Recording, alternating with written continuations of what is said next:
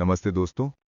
क्या कभी ऐसा हुआ है कि सब कुछ ठीक चल रहा हो, लेकिन आपके दिमाग ने एक छोटी सी बात को पकड़कर उसे तूफान बना दिया हो? हम अक्सर सोचते हैं कि हमारा दिमाग हमारा सबसे अच्छा दोस्त है, जो हमें खतरे से बचाता है। लेकिन क्या हो अगर मैं कहूं कि आपकी 99% परेशानियों की जड़ आपकी अपनी ही सोच है? जी हां, आज हम बात कर रहे हैं जोसेफ नाइगन की जबरदस्त किताब don't believe everything you think की। इस किताब का टाइटल ही अपने आप में एक चेतावनी है। इसका निचोड़ यह है, हमें दुख यानी सफरिंग इसलिए नहीं होता कि हमारे साथ कुछ बुरा हुआ है, बल्कि दुख इसलिए होता है क्योंकि हम उस घटना के बारे में लगातार सोच रहे हैं। तो चलिए अपने दिमाग के इस भ्रम को तोड़ते हैं और असली शांति को ढूंढते हैं। हमारा सबसे बड़ा वहम क्या है? हमें लगता है कि हम जितना ज्यादा सोचेंगे, ओवर थिंकिंग, हमें अपनी मुसीबतों का हल उतना जल्दी मिलेगा। लेकिन सच यह है कि आप सोच सोचकर कभी भी मन की शांति नहीं पा सकते।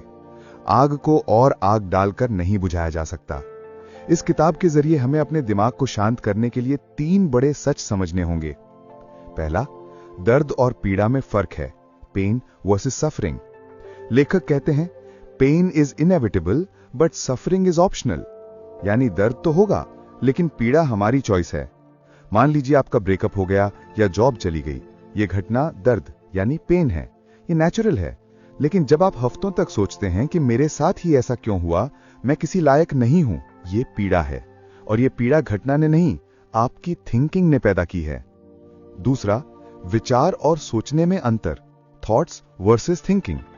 ये इस किताब का सबसे गहरा पॉइंट है।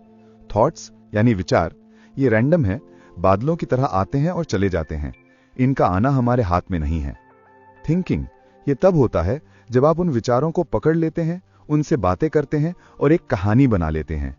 मुझे भूख लगी है, ये एक थॉट है। मुझे भूख लगी है, लेकिन अगर मैंने अभी खाया तो मैं मोटा हो जाऊंगा, फिर कोई मुझे पसंद नहीं करेगा, ये थिंकिंग है। याद रखिए, विचार यानी थॉट्स कभी नुकसान नहीं पहुंचाते, लेकिन सोचना हमें डिप्रेशन में ले जाता है। तीसरा, नीला आसमान, द ब्लू स्काई मेटाफर। कल्पना कीजिए कि आप एक नीला आसमान हैं, शांत, विशाल और साफ। आपकी समस्याएं, चिंताएं और नेगेटिव विचार बस काले बादल हैं। जब तूफान आता है तो क्या आसमान गायब हो जाता है? नहीं, वो बादलों के पीछे वैसे का वैसा ही रहता है। हमें बादलों से यानी सोच से लड़ने की जरूरत नहीं है, हमें बस उनके गुजरने का इंतजार करना है। जैसे ही आप थिंकिंग बंद करते हैं, बादल छट जाते हैं और आपकी विजडम यानी सूरज अपने आप चमकने लगती है।